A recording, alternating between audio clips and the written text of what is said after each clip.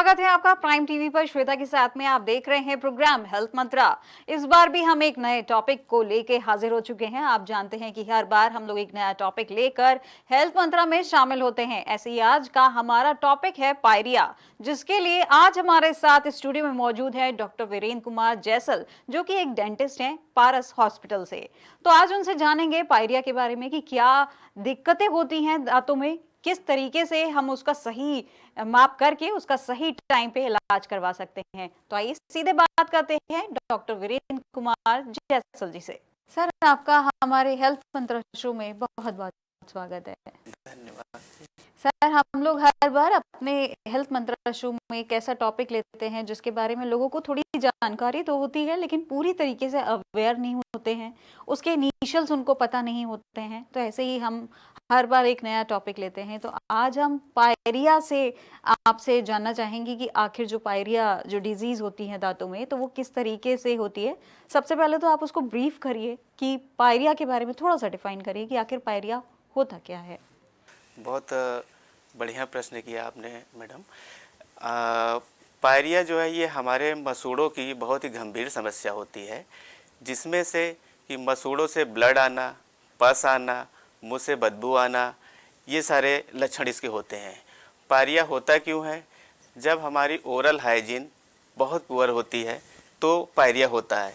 जैसे कि हम लोगों ने कुछ खाया पिया स्टिकी फूड, वो दांतों में जाके चिपक गया, जहाँ पे कि बैक्टीरियल कॉलोनी डेवलप हो जाती है, जिसकी वजह से मुंह में बदबू आना, ये सारी गंभीर समस्याएं उत्पन्न होती हैं। अच्छा डॉक्टर, आपने वैसे पायरिया के बारे में भी हमें बता दिया, उसके कारण भी बता दिए हैं, लक्षण भी बता दिए हैं, लेकिन आप ये बताइए कि किस तरीके से हम उन लक्षणों को जज करें।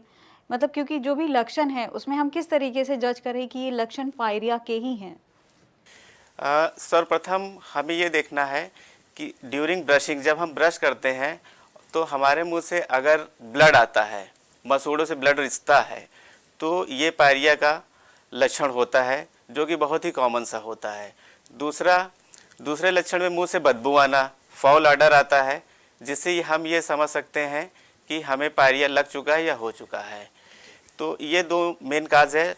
लास्ट में अगर ये डिजीज़ बहुत ही क्रॉनिक स्टेज पे पहुंच जाती है, उससे हमारे दांत जो है वो लूज हो जाते हैं, ढीले हो जाते हैं, क्योंकि पायरिया जो है अल्टीमेटली ये बोन का डिस्ट्रक्शन करता है। जो हमारे जॉ बोन होते हैं मैडम, उसको वो जाके नुकसान पहुंचाता है, जिससे कि दांत हमारे लूज पड़ जाते हैं, ढीले हो जाते हैं। अच्छा, आपने अभी बोला कि जैसे पायरिया का जो सिम्टम आपने बताया, वो सिम्टम में ये है कि दांतों से ब्लड आने लगता है। लेकिन कभी कभी ऐसा होता है कि गलत ब्रशिंग की वजह से वो ब्लीड होने लगता है। गलत ब्रशिंग की वजह से भी होता है। तो कभी ब्लीडिंग हो रही है, कभी नहीं हो रही है, तो क्या वो भी पायरिया का लक्षण है या ऐसे ही नॉर्मल ब्रश गलत करने की वजह से हुआ? नहीं, बहुत ही अच्छा आपने प्रश्न पूछा है।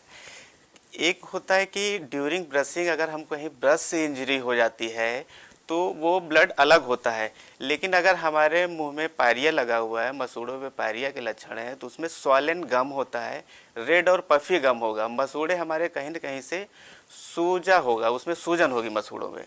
जी, ये एक क्राइटेरिया होता है कि हम डिफ्रेंशिएट कर सकते हैं कि नॉर्मल जिंजाइवा है या हमारा जो जिंजाइवा है वो इन्फ्लेम्ड है। इन्फ्लामेशन होगा, रेडनेस होगी वहाँ पे, जिस वजह से जो है ये ब्लीडिंग डिस्चार्ज होगा। अच्छा डॉक्टर, ये है कि जैसे पायरिया का पता लगाने के लिए, जैसे क्योंकि और भी कई डिजीजेस जो होती हैं उनका पता लगाने के लिए कुछ पर्टिकुलर टेस्ट किए जाते हैं, क्या पायरिया का पता करने के लिए भी क्या कोई पर्टिकुलर टेस्ट किए जाते हैं? जी मैम, बिल्कुल। पायरिया का हम पता करने के लिए एंजाइमेटिक टेस्ट होता है, जिसमें MMP8 एंजाइम को हम डायग्नोस करते हैं, ठीक है। और दूसरा होता है माइक्रोबियल टेस्ट, जो बैक्टीरिया पायरिया को कॉज करता है, हम पेशेंट के माउथ से उसको स्वैब लेके उसको हम पैथोलॉजी में भेजते हैं और पता लगा लेते हैं कि इसको पायरिया हुआ है, ठीक। तीसरा होता है हमारा पेरियोडोंटल इंडेक्स। पेरियोडोंटल इंडेक्स को हम मेज़र करके भी ये पता लगा सकते हैं कि जो पायरिया है हमारा वो किस कंडीशन पे है या कितना घातक है। इन 3 टेस्ट से हम पता कर लेते हैं कि वाकई में पेशेंट के अंदर क्या क्या प्रॉब्लम। तो सर अभी हम लोग जैसे आप टेस्ट की बात कर रहे थे, आपने कई सारे टेस्ट बताए थे, क्या उसमें कुछ खास ध्यान देने योग्य बातें होती हैं उन पेशेंट्स के लिए जो डायबिटिक होते हैं या किडनी पेशेंट होते हैं या हार्ट पेशेंट होते हैं, उनको क्या कुछ विशेष ध्यान देना पड़ता है उन टेस्ट के लिए? हाँ बिल्कुल, कुछ मेडिसिन्स ऐसी हैं कि जो हमें जो है स्टॉप करना पड़ता है बिफोर टेस्ट, ठीक है। लेकिन इसमें कहने का मतलब ये है कि कोई सर्जिकल प्रोसेस टेस्ट का नहीं है, तो नॉर्मली हम पेशेंट को बोल सकते हैं कि तुम अपनी मेडिसिन सुबह खा के आना और अपना टेस्ट करा लेना, तो बहुत ज़्यादा इफेक्ट नहीं पड़ता है इन मेडिसिन्स का। हाँ, ये हो सकता है कि पायरिया के कारण हमें हार्ट डिजीज़, किडनी डिजीज़, ये सब लक्षण उत्पन्न हो सकते हैं जी। अच्छा, क्योंकि कई बार ऐसे डॉक्टर्स को सुना है, देखा है, क्योंकि कुछ बहुत ज़्यादा क्रिटिकल होते हैं, डायबिटिक और हार्ट पेशेंट बहुत ज़्यादा क्रिटिकल होते हैं, क्योंकि आप उसका जब दांत का जब ट्रीटमेंट कराने जाते हैं उस टाइम पीरियड के लिए, कुछ टाइम पीरियड के लिए वो मेडिसिन रोक देते हैं, मेडिसिन बंद कर दी जाती है कि ऐसा ना करिएगा, ये चीज़ ना खा के आइएगा। तो वो क्यों किया जाता है? और कुछ पेशेंट ऐसे हैं कि वो मेडिसिन अगर नहीं खाएं तो वो बहुत ज़्यादा उससे भी परेशान हो सकते हैं, तो उस कंडीशन में आप लोग क्या करते हैं? देखिए मैम, एक्चुअली जो हार्ट के पेशेंट होते हैं उनको हम लोग एंटीकोगुलेंट ड्रग्स, जो फिजिशियन होता है वो चलाता है, तो जिसकी वजह से उनका जो ब्लड होता है वो बहुत ही पतला हो जाता है। तो अगर पायरिया हुआ है और पायरिया वो क्रॉनिक स्टेज पे है, 3rd स्टेज पे है, हम उसको फ्लैप सर्जरी करते हैं पेशेंट का, तो हमें वहाँ पे उसके एंटीकोगुलेंट ड्रग्स को बंद करना पड़ेगा, जिससे कि सीवियर ब्लीडिंग ना होने पाए। इस वजह से उसकी दवाइयाँ हम 24 घंटे या 72 घंटे के लिए बंद कर देते हैं, और आफ्टर सर्जरी फिर हम उसको दवा दे देते हैं कि आप अपनी दवा फिर से रेगुलर कर सकते हैं। सर डॉक्टर को किस टाइम पे हमें दिखा लेना चाहिए, कि समय रहते अगर हम डॉक्टर को कब दिखाएं, तो हम किस तरीके से जज करें कि हम इस टाइम पे हमें डॉक्टर को दिखा ही लेना चाहिए? कोई एंडिंग पॉइंट, एक समथिंग कुछ होता है, तो वो क्या टाइम पीरियड है? देखिए, डॉक्टर को दिखाने के लिए सबसे बेस्ट टाइम तो ये होता है कि अगर आपको अपने मुंह में दांतों से संबंधित या मसूड़ों से संबंधित कोई समस्या नज़र आ रही है तो हमें डॉक्टर के पास जाना चाहिए। वैसे रूटीन चेकअप में हमें हर तीसरे से चौथे महीने डेंटिस्ट के पास विजिट करके अपने दांतों और मसूड़ों की जांच करा ही लेनी चाहिए। ये होता है। समस्या है कि अगर आपको मुंह से बदबू आ रही है या आपका प्लाक लगा हुआ है, प्लाक जो है एक ये थिन फिल्म होती है, अमूमन हम लोग उसको ब्रशिंग से भी नहीं छुड़ा पाते हैं, पीला पीला सा होता है, टिनेशियस इनफ्लेक्सिबल स्ट्रक्चर होता है दांतों पे, तो उसके लिए हमें अपना घर में चेक करते रहना चाहिए, खुद भी शीशे के सामने खड़े होकर। अगर ऐसा कुछ हमें समस्या लगता है तो हमें ज़रूर डेंटिस्ट के पास जाना चाहिए। और अगर हम लोग टाइमली डेंटिस्ट के पास नहीं जा पाते हैं तो क्या हमें कुछ और दिक्कतों का सामना भी करना पड़ सकता है? कुछ और क्या क्या प्रॉब्लम उससे हो सकती हैं अगर हमने समय रहते डॉक्टर को नहीं दिखाया तो? अगर हमें समय रहते हम डेंटिस्ट के पास नहीं जाते हैं तो जाहिर सी बात है कि वो समस्या आपकी दिन प्रतिदिन बढ़ती जाएगी, जिससे कि हमें मसूड़ों से संबंधित, दांतों से संबंधित या मुकोसा से संबंधित बीमारियां उत्पन्न होने लगेंगी। क्योंकि रोज़मर्रा की ज़िंदगी में हमारी जो दिन की शुरुआत होती है वो हम अपने मुंह से ही करते हैं, ठीक है, और ब्रशिंग उतना प्रॉपर हर व्यक्ति नहीं कर पाता है क्योंकि कहीं ना कहीं से हम अपने कामों में व्यस्त हैं, ठीक है। तो इस वजह से सुबह हमें कम से कम 2 से 2.5 मिनट अपने दांतों पे देना चाहिए, उसको प्रॉपर ब्रश करना चाहिए और अपनी समस्याओं को। जो डॉक्टर, ये है कि हर बीमारी का एक स्टेज होता है, एक प्रकार होता है, तो क्या पायरिया के भी कुछ स्टेजेस होते हैं, कुछ टाइप्स होते हैं, वो क्या होते हैं? पायरिया के लगभग 3 स्टेज होते हैं। इसमें सबसे आपका जो पहला आता है वो अल्सरेटिव जिंजिवाइटिस होता है। ज़रा सा हम जिंजिवाइटिस के बारे में थोड़ा सा बताना चाहेंगे कि जिंजिवाइटिस जो है ये गम इन्फ्लेमेशन होता है, जो हमारे मसूड़े होते हैं अगर उसमें कोई इन्फ्लेमेशन है, कोई रेडनेस है, कोई प्रॉब्लम आ जाती है तो उसे हम जिंजिवाइटिस कहते हैं। दूसरा होता है आपका एग्रेसिव जिंजिवाइटिस, जो कि ज़्यादातर बच्चों में देखने को मिलता है या जो यंग वंस हैं उसमें हम लोग इसको देखते हैं। तीसरा होता है एक्यूट नेक्रोटाइजिंग जिंजिवाइटिस, जिसमें कि मसूड़े या जो उसका बोन है, स्ट्रक्चर है, जो हमारे सराउंडिंग टूथ को जकड़े रहता है, उसमें ब्लड की सप्लाई कम हो जाती है।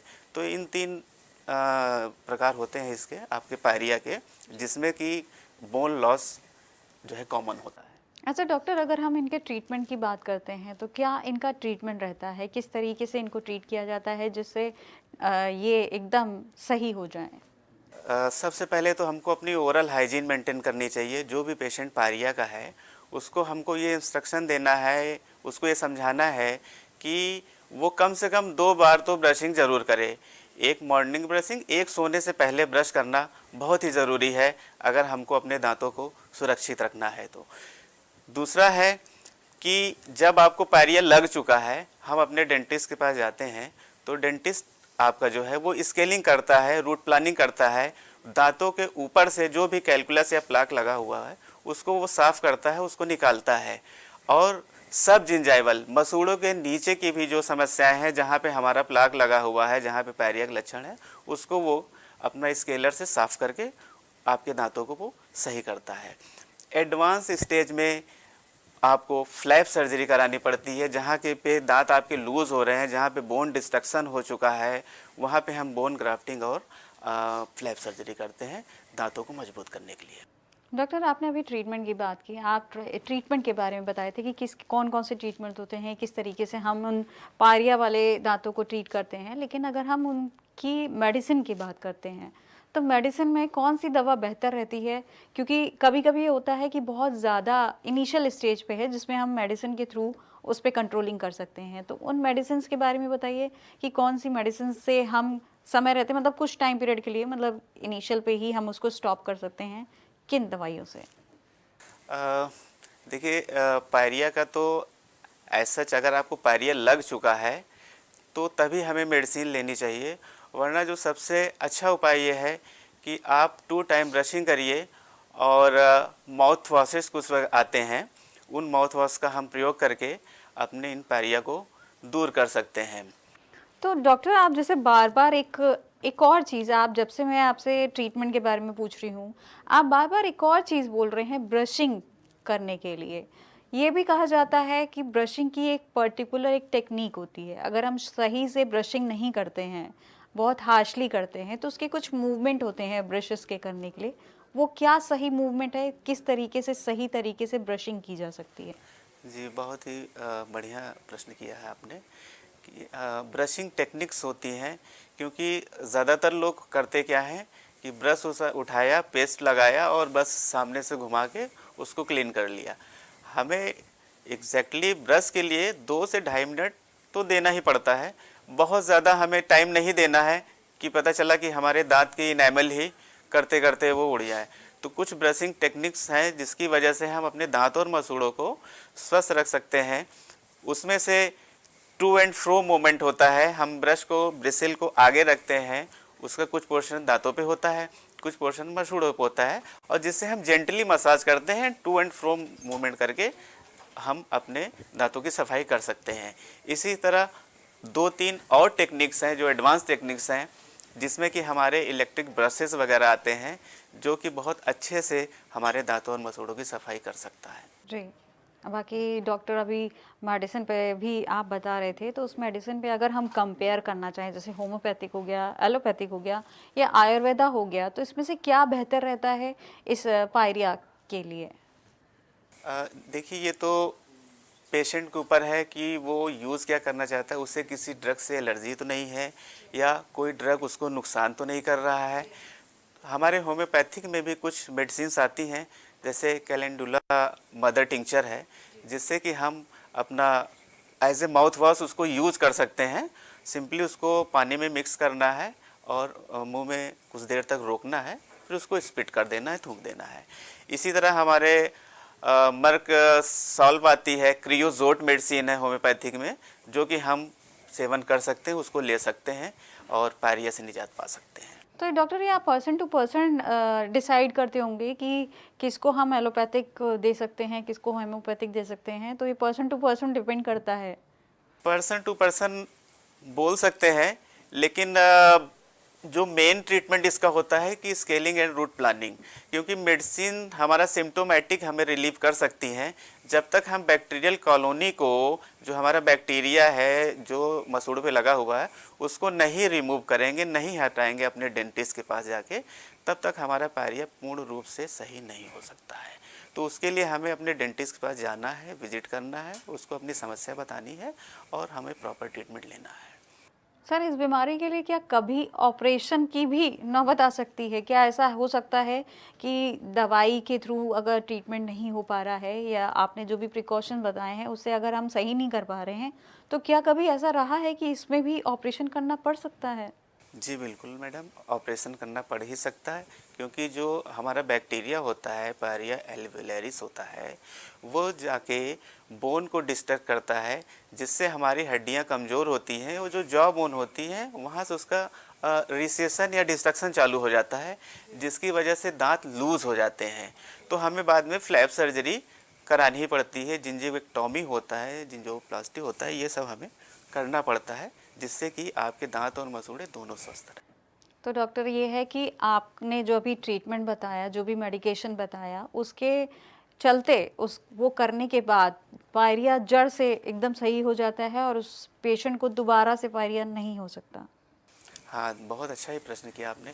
ऐसा नहीं है कि एक बार पायरिया हमारा सही हो गया है तो वो दोबारा ना हो, क्योंकि पायरिया वो डिपेंड करता है कि हमारी ओरल हाइजीन, हमारा जो रोज़मर्रा का मसूड़ों और दांतों की सफाई, वो हम किस प्रकार से कर रहे हैं, उसको हम कितना साफ़ कर रहे हैं, अपनी ओरल हाइजीन कितनी मेंटेन कर रहे हैं, उस पर डिपेंड करता है। पता चला आपको पायरिया हुआ है और हमने ट्रीटमेंट ले लिया, पायरिया हमारा ठीक हो गया, लेकिन अगर हम दोबारा अपनी ओरल हाइजीन मेंटेन नहीं रखते हैं, प्रॉपर ब्रशिंग नहीं करते हैं, स्टिकी फूड्स खा ही रहे हैं, रात में खाना खा के सो गए, रात में ब्रशिंग नहीं किया, तो वो फिर से हमारा प्लाक कैलकुलस डिपोजिशन होने लगता है। वो बैक्टीरिया फिर से अटैक करेगा, एसिड प्रोड्यूस करेगा और फिर से पायरिया की समस्या उत्पन्न हो जाएगी। सर, पायरिया के लिए कुछ घरेलू नुस्खे भी अपनाए जाते हैं, जैसे बड़े बुजुर्ग लोग अधिकतर होता है, क्योंकि वो दवाई से परहेज करते हैं कि हर चीज़ के लिए दवाई नहीं लेते हैं। तो पायरिया के लिए कुछ घरेलू नुस्खे भी होते हैं, उसके बारे में कुछ जानकारी दीजिए कि किस तरीके से, क्योंकि ये है कि जब अगर इनिशियल लेवल पर है तो हम मेडिसिन ना लें और इस तरीके से कोई प्रॉब्लम ना हो, तो कुछ घरेलू नुस्खे आप बताइए कि क्या हो सकता है कि जिसकी वजह से हम थोड़ा सा कुछ अपने को, अपने जो ये है पायरिया को, उसको थोड़ा सा मैनेज कर सकें। हाँ जी मैम, कुछ घरेलू नुस्खे हैं जो हम अपने घर में इनिशियल स्टेज पे कर सकते हैं, उसको यूज कर सकते हैं, जिसमें कि पहला है कि अगर हम घी ले लें, गाय का घी है, उसमें थोड़ा सा कपूर को क्रश करके पीस के मिला के उससे हम मसूड़ों की मसाज करें तो हम पायरिया से निजात पा सकते हैं। दूसरा है सरसों का तेल, हल्दी और थोड़ा सा नमक, 2 चुटकी, उसको मिक्स करके अगर हम मसूड़ों और दांतों पे उसको एज ए ब्रश की तरह, पेस्ट की तरह यूज़ करें तो उससे हम निजात पा सकते हैं। और सबसे अच्छी चीज़ है कि अगर हम गुनगुने पानी में नमक डाल के उसकी कुल्ली करें तो उससे बेहतर कोई चीज़ नहीं, जिससे हमारे दांत और मसूड़े दोनों बहुत ही स्वस्थ रहते हैं। तो सर, हम जैसे अभी घरेलू नुस्खों पे बात कर रहे थे, आपने कई सारे हमें 2-3 घरेलू नुस्खे भी बताए हैं कि इन नुस्खे से हम उसको थोड़ा सा उसको कंट्रोल कर सकते हैं, लेकिन अगर हम उस पे बात करें तो कितने प्रतिशत ये जो घरेलू नुस्खे हैं वो सक्सेस रहते हैं, कि ऐसा ना हो कि कोई घरेलू नुस्खा अगर आपने हमें बताया है तो बहुत ज़्यादा मतलब एकदम काफ़ी स्टेज पे पहुंच चुका है, एंड स्टेज पे है, उसके बाद भी वो सोच रहा है कि नहीं, डॉक्टर साहब ने हमें ये नुस्खा बताया है तो हम इसी नुस्खे से चलते रहेंगे और सही हो जाएगा। इज़ इट पॉसिबल कि इन नुस्खों से हम परमानेंटली हम निजात पा सकते हैं पायरिया से? बहुत ही अच्छा प्रश्न किया मैडम आपने। परमानेंटली तो हम निजात नहीं पा सकते हैं घरेलू नुस्खे से, उसके लिए हमें डेंटिस्ट के पास जाना ही पड़ेगा और उसको अपनी समस्या बता के और प्रॉपर ट्रीटमेंट लेना पड़ेगा। घरेलू नुस्खे जो होते हैं वो हमारी इनिशियल स्टेज पे 5 से 10% थोड़ा बहुत ही काम कारगर साबित हो सकते हैं, जिसमें कि जो बेस्ट तरीका हमने बताया था आपको कि गुनगुने पानी और नमक की कुल्ली, ये तो बहुत ही अच्छा है, क्योंकि हम लोग भी रिकमेंड करते हैं इसको आफ्टर स्केलिंग या रूट प्लानिंग, या जब दांतों की सफाई हम पेशेंट की कर देते हैं तो उसको बोलते ही हैं कि कम से कम दिन में आप 2 से 3 बार गुनगुने पानी और नमक का कुल्ली ज़रूर करें, गार्गिल ज़रूर करें। तो कुल मिला के घरेलू नुस्खे हमारा जो है वो 5 से 10% ही मरीज को ठीक कर पाता है, नहीं तो आपको डेंटिस्ट पास जाना है और उससे ही हमें अपना इलाज कराना चाहिए।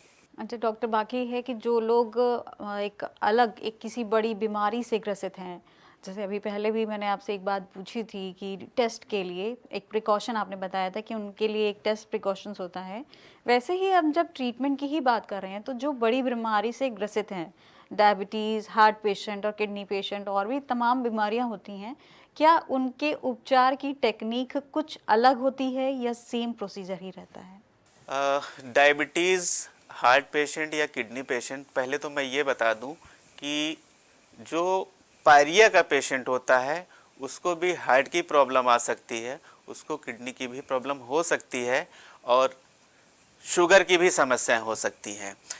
अगर बात हम करें ट्रीटमेंट का कि जो हार्ट का पेशेंट है या किडनी का पेशेंट है या डायबिटिक का पेशेंट है उनको हम ट्रीटमेंट देने जा रहे हैं तो हमें क्या क्या प्रिकॉशंस लेनी चाहिए, तो इसके बारे में मैं थोड़ा सा ब्रीफ कर दूं कि अगर हमारा हार्ट का पेशेंट है और हम सर्जरी के लिए जा रहे हैं, फ्लैप सर्जरी के लिए जा रहे हैं, तो हमने जैसा कि पहले बताया था कि कुछ उसकी मेडिसिन्स ऐसी होती हैं कि जो हमारे ब्लड को पतला करती हैं, जो एंटीकोगुलेंट्स होते हैं, तो हमें अपने डेंटिस्ट को बताना चाहिए कि हम इस प्रकार की मेडिसिन ले रहे हैं, उसको अपना प्रिस्क्रिप्शन दिखाना चाहिए। उसके आधार पर ही डेंटिस्ट आपका डिसाइड करता है कि इन दवाइयों को बंद करना है या नहीं करना है।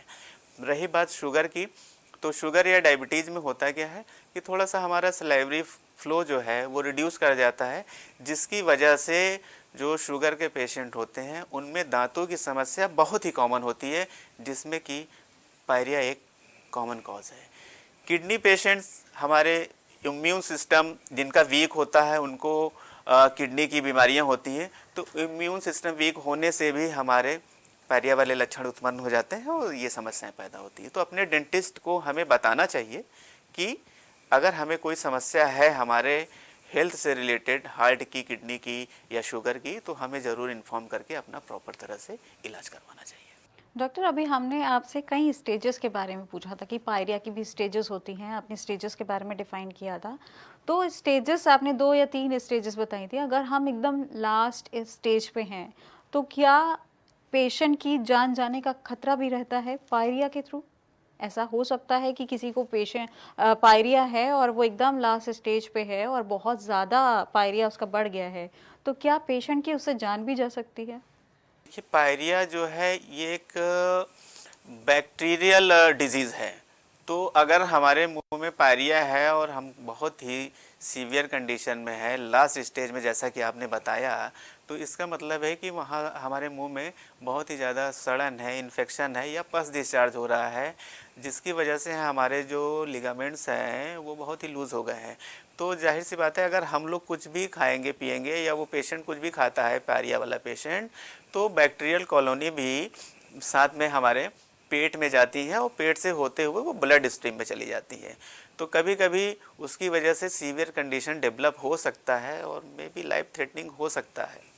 उसके चांसेस ऑलमोस्ट मतलब बहुत ही कुछ मिनिमम परसेंटेज होता है कि बहुत ही रेयर केस में ऐसा होता है। हाँ बिल्कुल जी, रेयर केस में होता है। कुछ स्टडीज़ आई हैं जिसमें कि अभी और रिसर्च चल भी रहे हैं कि अब होता क्या है कि हम ये जानना चाहते हैं कि पायरिया जैसे आपने कहा कि लास्ट स्टेज में है और वो लाइफ थ्रेटनिंग हो सकता है, तो कुछ रिसर्च चल रहे हैं, स्टडीज़ हैं, लेकिन हाँ बैक्टीरियल कॉलोनी होती है जो कि हमें जो है एनाफाइलेक्टिक शॉक वगैरह क्रिएट कर सकती है, पेशेंट को प्रॉब्लम आ सकती है।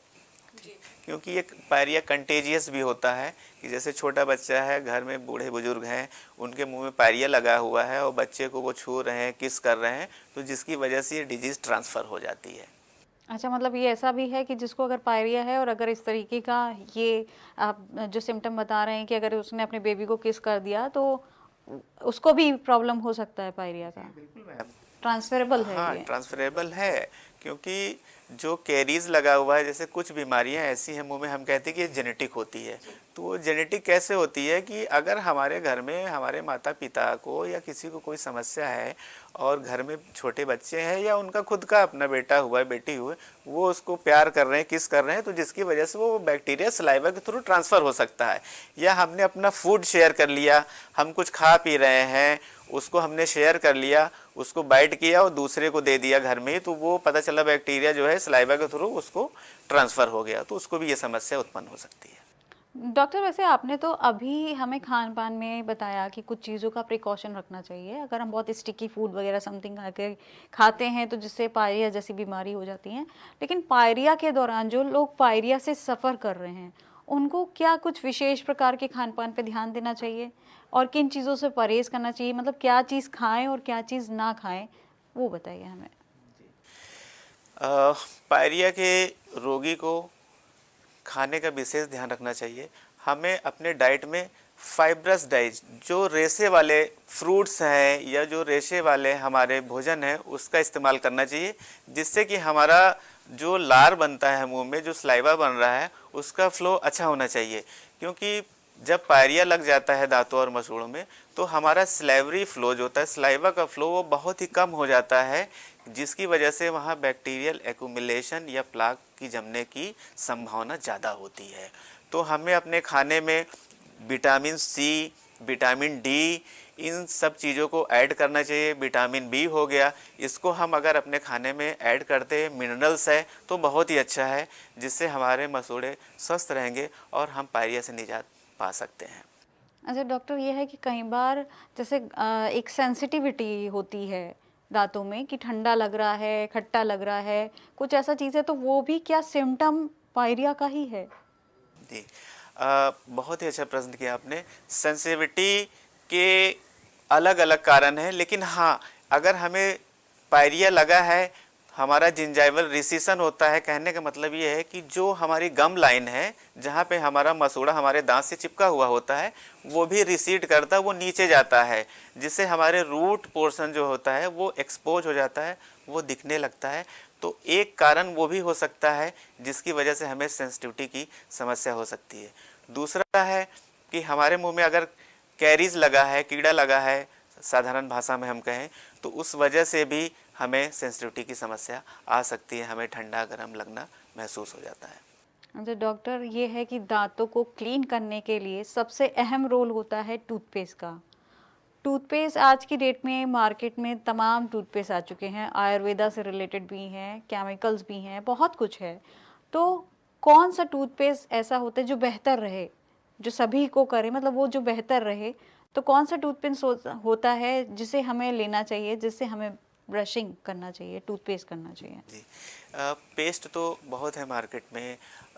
हर्बल कुछ पेस्ट हैं जिन्हें हमें इस्तेमाल करना चाहिए।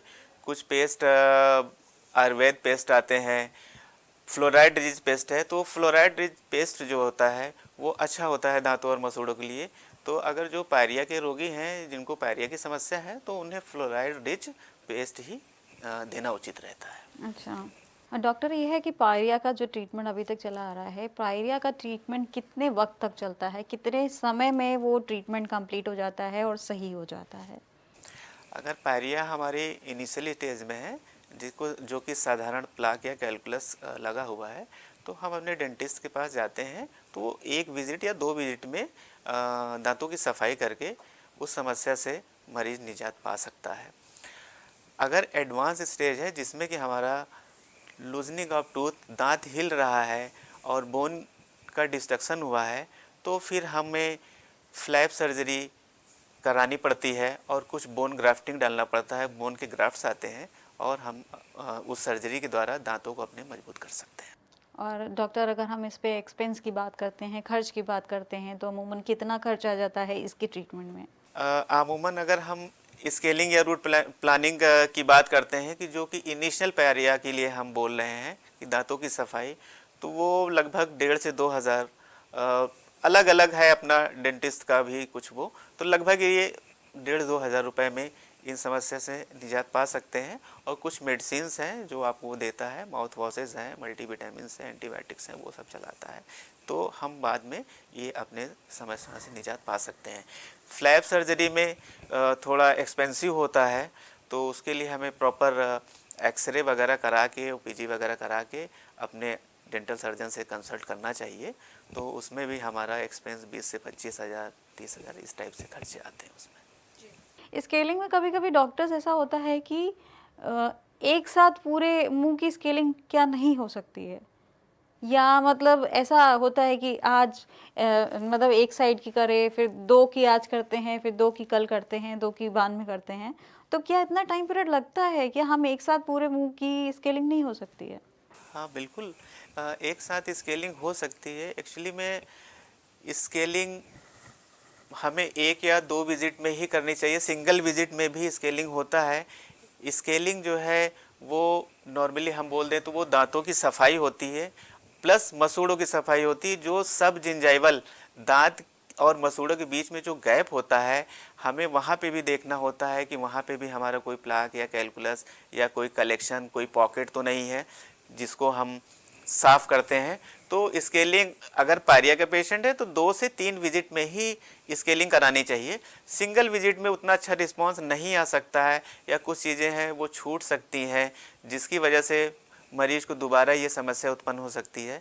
तो मेरे हिसाब से तो 2-3 विजिट में ही स्केलिंग या दांतों की सफाई करानी चाहिए, जिससे कि हम अच्छा रिजल्ट प्राप्त कर सकते हैं। सर, आखिर में हम चाहेंगे आप हमारे प्राइम टीवी के व्यूअर्स को एक मैसेज दें। हाँ, सर्वप्रथम तो मैं प्राइम टीवी का बहुत बहुत शुक्रिया अदा करना चाहूँगा कि उन्होंने आज हमें ये मौका दिया है और हमें पायरिया के ऊपर बोलने के लिए बुलाया है यहाँ पे। क्योंकि हमारे यहाँ डेंटिस्टे में कुछ ऑडियो विजुअल एड्स भी होते हैं, जिसके थ्रू हम पेशेंट्स को या लोगों को अवेयर कर सकते हैं अपने दांतों के प्रति, अपने मसूड़ों के प्रति, अपने ओरल हाइजीन के प्रति।